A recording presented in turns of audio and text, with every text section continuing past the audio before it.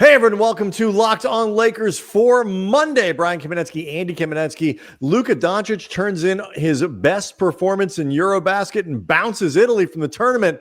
People are getting excited about what's coming next, and we'll talk about it next.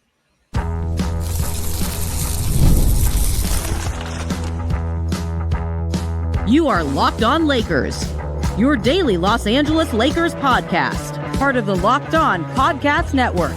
Your team every day. Thanks to everybody for making Locked On Lakers first listen of every day, Monday through Friday. No matter how or where you get your podcast, this one's always going to be free, never behind a paywall, and Locked On Lakers on YouTube.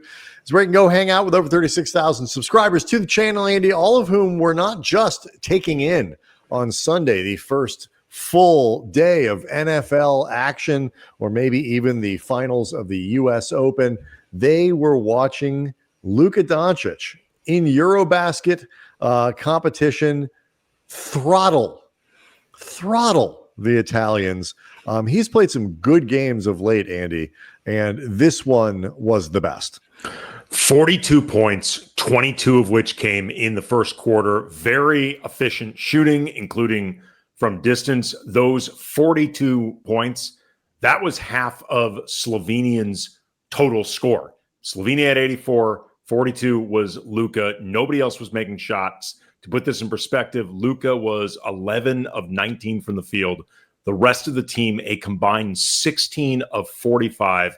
Luka was plus 43 in this game, 10 rebounds, 3 assists. Like, his entire Eurobasket showing has been really strong.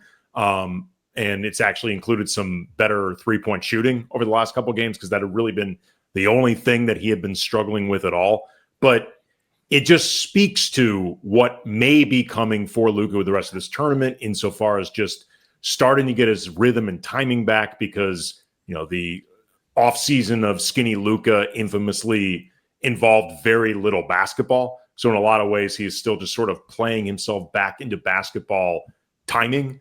But this can also, I think we're going to get into it, create a lot of excitement for Laker fans just thinking about what may lie ahead for this season, as Luka just looks fantastic. Yeah, and we'll get into that in a moment, because that, I think, ultimately is one of the things that Lakers fans are really looking out for. But, you know, if you are now, you know, finding yourself with Eurobasket fever, it is Wednesday is the next game. It'll be the quarterfinal of the U.S. versus Germany. The German team considered a very, very strong group. It includes our friends Dennis Schroeder, Franz Wagner plays on that team. They've got a bunch of NBA talent on that team, names you'll recognize. And it's already been a pretty good tournament for Slovenia to get to the quarters. They have a chance to move on. And the way that Luka's playing, we've done this after most of the games. You kind of look through it and look for some of those things that make you feel encouraged about what's coming. I mean, I think the primary one at this point, Andy, is just the arc. Like, if you were starting sort of drawing like a curve of where Luka's performances have been, it's steadily moving up the axis. Yes. And starting to get kind of exponential in its growth. Like, what you said before was really important. Like, the summer of Luka and the body transformation, all that is awesome, but he wasn't playing. And so it took that week of, 2 weeks of tune-up games where he was okay, but he wasn't this. And, I think it's both the tournament focusing in, but also this is like what training camp is for. Like, you go and you play, you're a little rusty at the beginning, you get into a rhythm and all that stuff. And what I love about this, he got to the line 16 times against Italy. So that continues the trend of Luka, not just, putting up big numbers. He's like developed this really impressive, we had one dime on, I don't think that was his fault. That was not Luka ball hogging. No, but I was going to say, like, he's had, it didn't come up as much today, but like he's had this like really impressive run too of like near triple doubles. He's had the one that he actually got. So like the numbers are just outstanding, but if you're looking for certain things, it's the getting to the free throw line. It's, the increasing efficiency from 3-point range. It's the fact, I think, that he is getting better as the competition and the stakes in this tournament go up. I mean, Italy wasn't considered a favorite going in, but they've got a handful of players who have had NBA experience or currently play in it. And it's a pretty good team. And so, it's just, there's nothing you can say about Luka's performance, particularly over the last 3 or 4 games, that you would be unexcited about. And for me, it's like, okay, every game is a risk. I get that. But even if Slovenia makes it all the way through, the timing of this, we talked about it before Eurobasket started. It's like he gets to play, he's staying in shape, and there's plenty of time to recover before training camp starts. He's, I don't know about plenty of time. No, but a couple wouldn't necessarily be considered plenty of time. It's a fairly quick turnaround if they get. It is, but he's also not playing that many games in between. Well, I just meant if they got all the way through, because that gets you to like mid-September, something like that. So, but all that does is just keep him sort of training. And you got to remember, the most amount of games they can play between now and the end of the tournament is 3. Sure. And so, it's not, we're past the point of, sort of a lot of games stacked on top of each other. And so, I just feel like there is the timing aspect of this is still really positive, where it's not an overwhelming burden for him to continue playing and training and all these things. It's similar to probably what he'd be doing anyway. And it doesn't seem to me to be something that's going to, in any meaningful way, from a fatigue standpoint, risk anything about what's coming up in the regular season. Yeah, for sure. When I brought up the idea that it's not a long time off between the furthest he could go in Eurobasket and the start of training camp, I wasn't trying to create worry. I just didn't want to create an impression for our listeners and viewers that it was longer than they might picture. That's all. I agree with you. Yeah, it's I'll even just say, so the quarterfinal is on Wednesday. The semifinal will be Friday. The final or the third place game, both of them would be Sunday. So the whole thing will be wrapped in a week. Right. So it's a couple weeks, and then you'd start up camp. So depending on what some people would consider like a lot of downtime, it might not be. Again, I'm not trying to create worry. I just wanted to add a little more specificity. You mentioned the quality of Germany's team, and even some of the lesser guys like Tristan da Silva, who had a nice rookie season. And if it continues, there's going to be a lot of Laker fans wondering whether or not the Lakers effed up by not just taking him instead of Dalton Connect. Tristan da Silva went to Orlando 1 pick later, and da Silva had actually been heavily linked to the Lakers. I'm pretty sure we actually did a scouting report on da Silva because he had been so heavily linked. Also, Daniel Tice and old friend Isak Bonga, who Luka got into a dust-up with in the friendlies, or the not-so-friendlies. But I think it is important, like you mentioned, just the idea that as this is getting harder, Luka is looking better.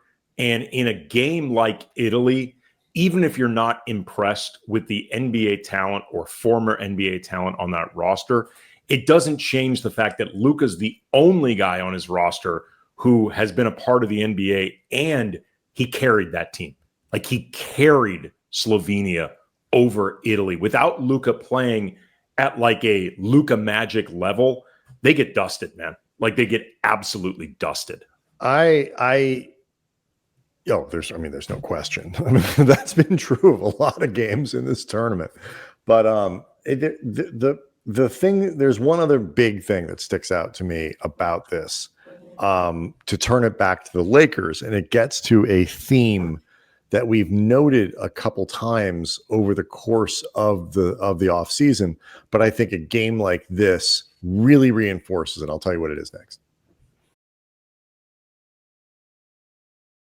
Locked on Lakers is brought to you by FanDuel. The NFL season is upon us, and FanDuel is making sure you are ready for each week kickoff with a can't-miss offer right now. New customers can bet just $5. $5, and if your bet wins, You get $300 in bonus bets to use across the app. So just pick something really obvious, and that's your $5 bet. Boom. I love that FanDuel fits however you want to bet. Player props, building a same game parlay, even jumping in live as the action unfolds. So if you're somebody who really has like a sense or a feel for how games are going to shake out, you can get ahead of those results with a little wager, keep the game more exciting, whether you're watching the team you root for or monitoring your fantasy team.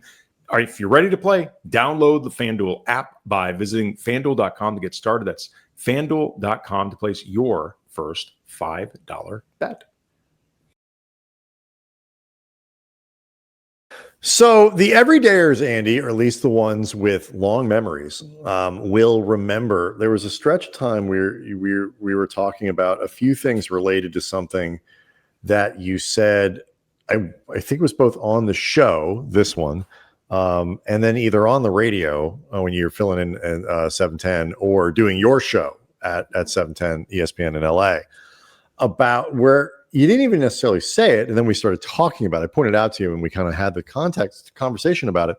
But you consistently talked about this season, talked about Luka as like the start of his Lakers time, which is, of course, beginning of the Luka era is the way I specifically put it.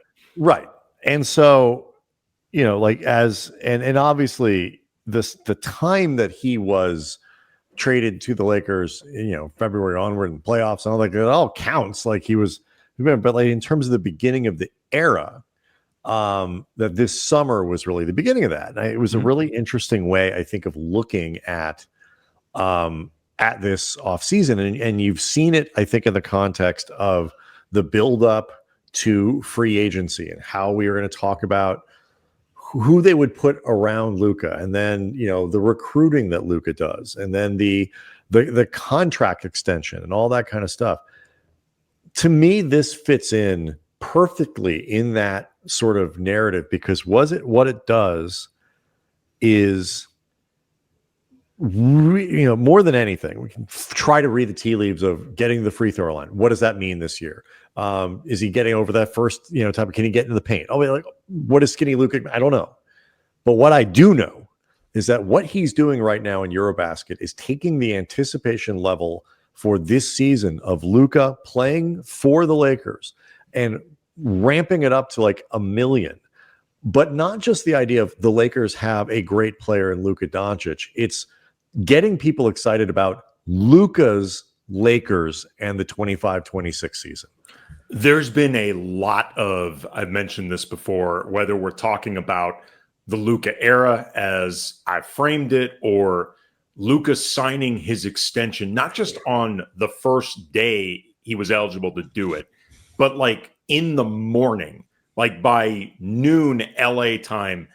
Not only was the contract signed, I think like the post-game presser or the post-signing presser was basically, for all intents and purposes, done. There had been, like, as you mentioned, the big buildup with the Nike tour that landed in LA that telegraphed this contract is about to get signed right away. There's the recruiting you mentioned, the skinny Luka and the men's health profile, and going on Good Morning America, and just like basically Luka making a tour out of announcing this era that is upon us for the Lakers, and physically, mentally, emotionally, tone setting, however you want to put it. There's been, I think, a let's effing go to all of this. That's going to be exciting for the franchise. It's going to be exciting for Luka, but I think also it's exciting for the fans and Luka's teammates. Like Luka's teammates, seeing him play like this offseason, and also the commitment that he made to transform his body in ways that, like, I mentioned this with the men's health profile. I showed the photo to my wife and daughter, the cover photo. It took them a second to recognize that it was Luka. Like, I mean, they really did not immediately recognize him, and they, thought it might be me. Yes, they thought it was. They thought it was you. Uncle Brian looks great. Yeah, and apparently got a rug, but like they but Andy, a good one. Yes, no, a very good one, very convincing rug. But like there is a galvanizing effect to this, like in one person's presence in a similar way, because I think we're going to talk about this a little bit, because the Hall of Fame induction was Saturday, and among those being inducted and celebrated was the 2008 Redeem team, the gold medal team that was very famously led and galvanized by Kobe.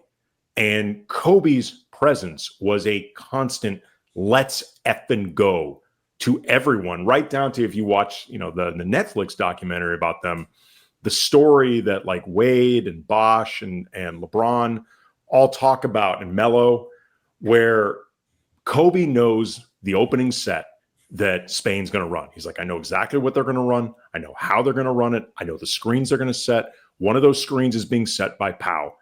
I'm running through Pau's chest. Mm-hmm. And he means like, I am basically going to just run straight through the guy, commit an offensive foul, knocking him on his ass. And like LeBron and Bosh and Melo and all them are like, no, you're not. Like it's your teammate, dude. You just went to the finals with that guy. Like, you're not doing that. And then the game started, and it's like 30 seconds into this game, Pau just gets mowed over by Kobe. And all those guys are like, holy boom. Mm-hmm.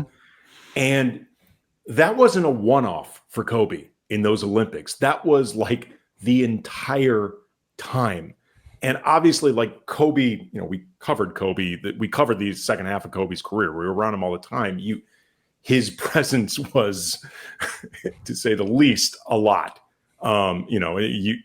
He could command a room. It's very much like LeBron in the sense that Lakers fans don't see it necessarily as positively as LeBron, but like the effect was the same. Like he was the elephant in every room he was in. He was the elephant in every room he wasn't in. Yeah, when you had conversations. Like you mentioned with LeBron too. Like with Kobe, there were times where that was complicated as well. It was not always easy navigating the elephant in the room factor with Kobe. But no, in this particular instance with the Redeem team, and that time where 2008, they eventually got back to the gold medal and re-established that standard.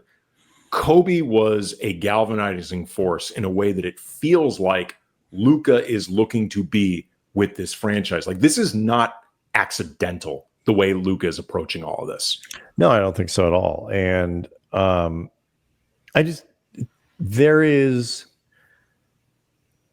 are a lot of different ways that I think this summer could have gone. And I think the Lakers were pretty optimistic that it would be good. There's a version of this summer where, he doesn't heal right, or maybe he doesn't, the fitness thing. It's mostly like it's always been like, secret workout videos. And then he shows up for Slovenia and it looks basically the same. Not bad, not good.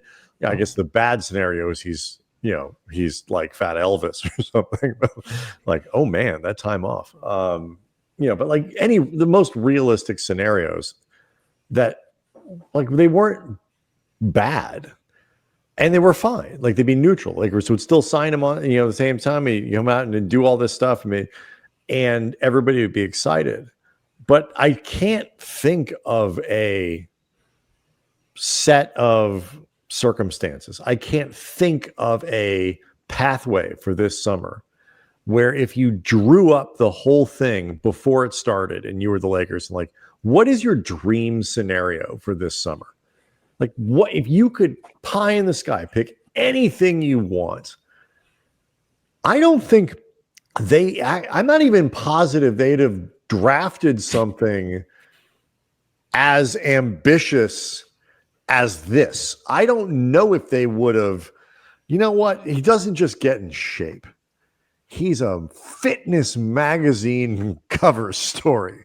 He's not just in regular shape. He's on fitness magazine's shape. Like, he's not going to just sign his extension on the field. He's going to sign at 8:00, and we'll have the press conference. He's going to sign after he does a workout, and then we'll have a press conference, and he's going to recruit our free agents, and he's going to show up and just ball out at Eurobasket and not that they need help selling season tickets, but just ramp up the hype and the excitement and everybody can hear me. They still got, knock on wood, everything comes through the rest of the tournament. But I honestly think they would have sent people back into the writer's room if they were like, I think this is how it's going to be. A little much. Head writer would have looked at the scripts and like, guys, dial it back. You're laying on a little bit thick. Yeah, it's a great point. This is as great as anybody, forget realistically could have imagined, maybe even unrealistically. It's just been really great messaging and signaling for what could lie ahead for the season, or at the very least, what Luka wants to lie ahead. What are our friends who followed Luka from Dallas, to hear the Locked On Mavs podcast, or our Slovenian friends joining the show? What did they all said consistently? You ain't seen nothing yet. You haven't seen it yet. You haven't. Yep. Andy, am I wrong? I sound like our friend John Ireland. Am I crazy? But are there fans out there who seem shocked or disappointed or don't believe that Dwight Howard deserved to be put in the Hall of Fame at the first moment he was eligible? Some of them may be the same person who was surprised Carmelo Anthony would get into the Hall of Fame at the first moment he was eligible. We'll tackle this next.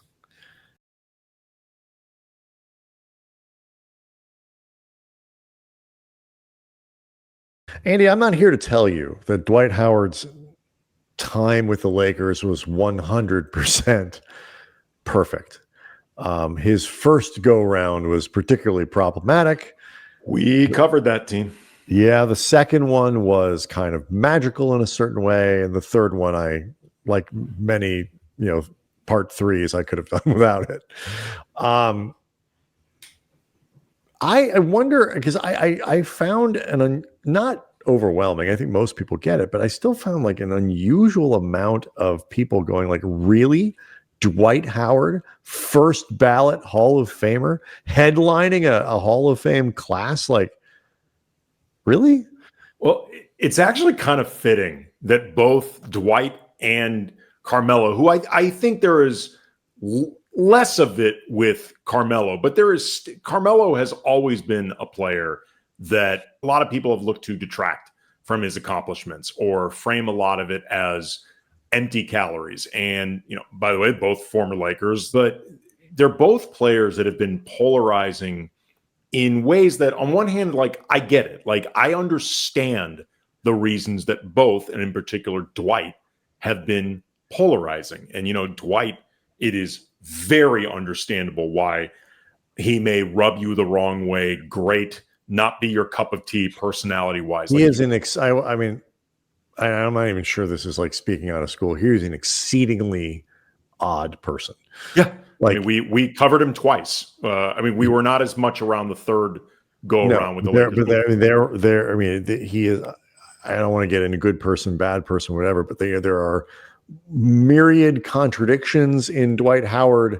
He is an unusual personality, and I'll leave it at that. Yes, to your point. But we were around the first and second go-arounds a lot, and we saw him interact in the locker room in ways that were appreciated. We saw it in ways that were unappreciated.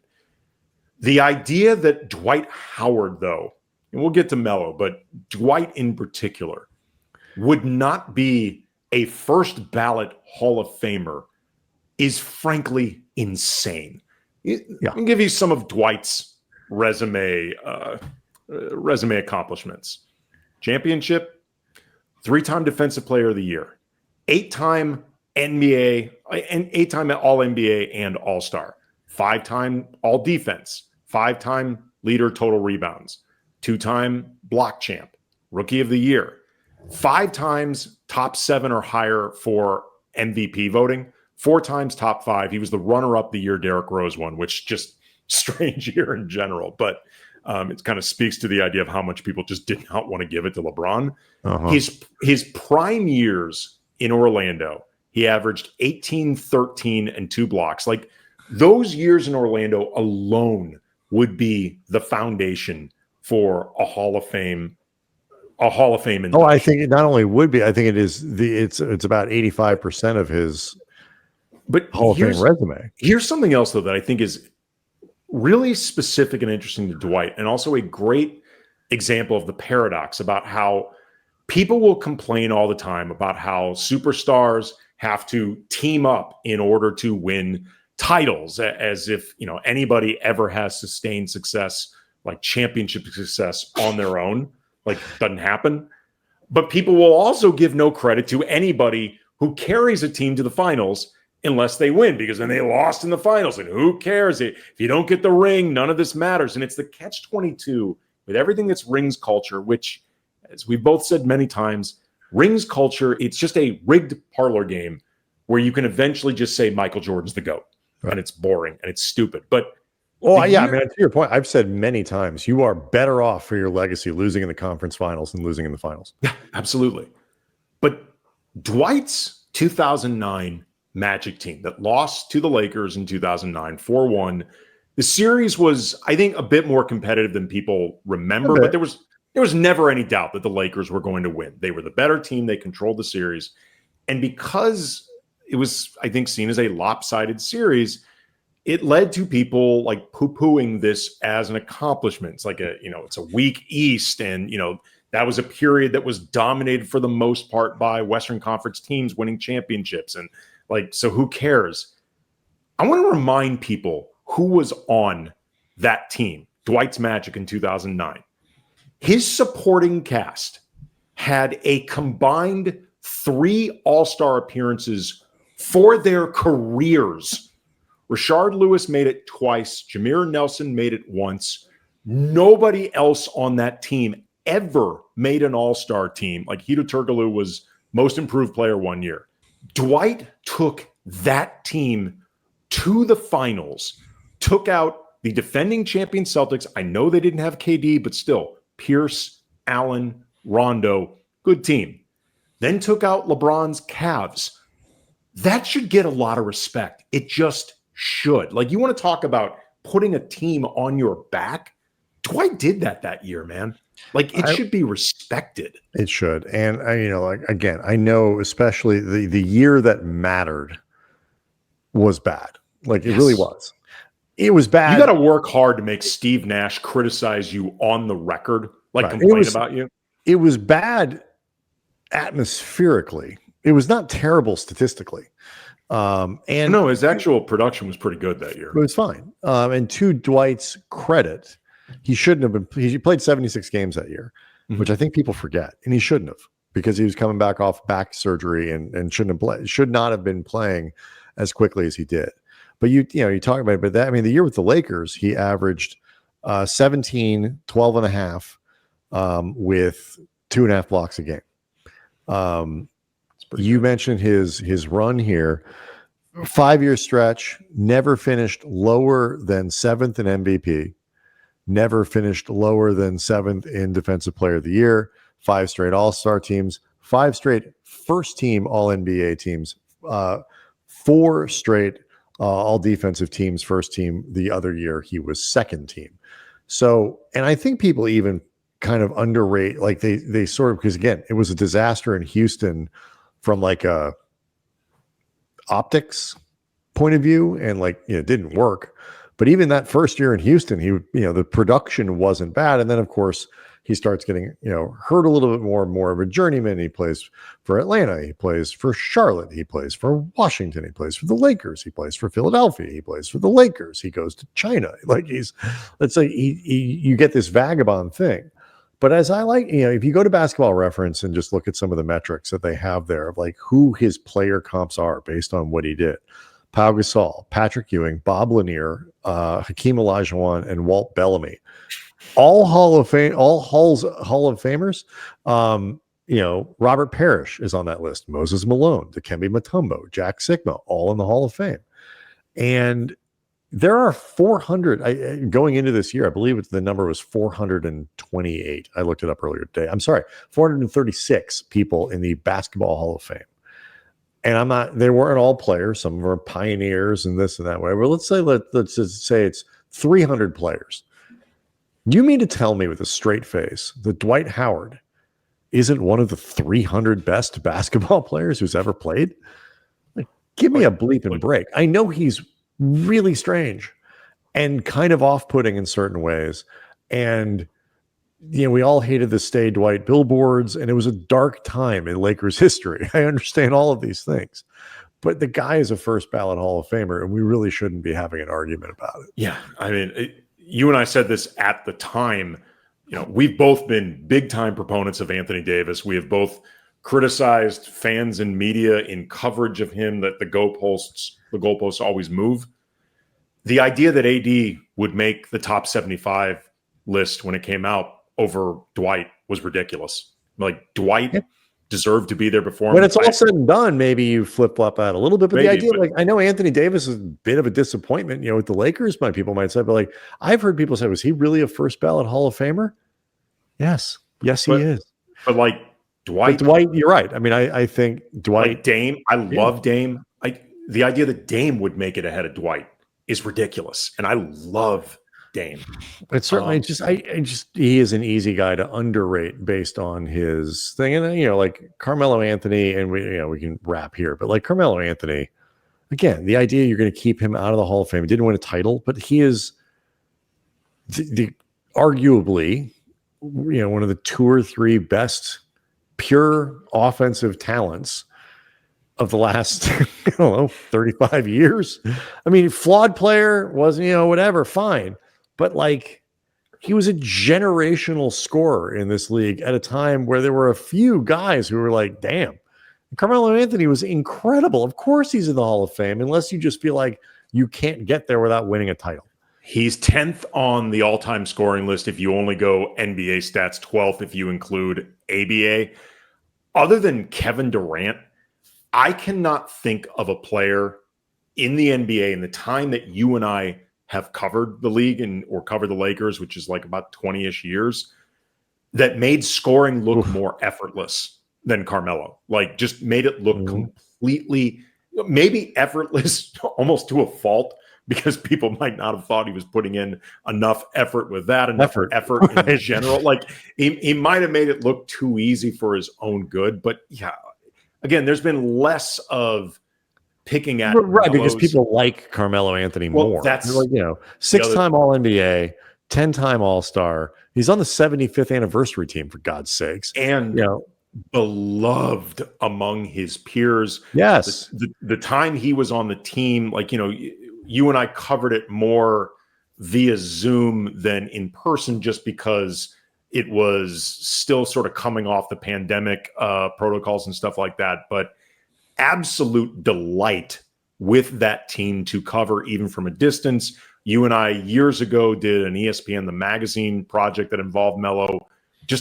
He's just a really likable guy. You're going to tell me that he's not one of the 300 greatest basketball players of all time? You're going to tell me he's one of the 200? Plus the 3 Olympic golds and the Syracuse championship. People forget that stuff counts too. Basketball Hall of Fame, folks.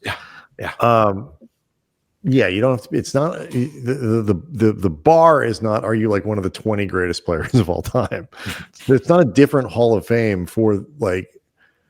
You can make an argument. Michael Cooper is and I'll put it in air quotes, the worst Hall of Famer.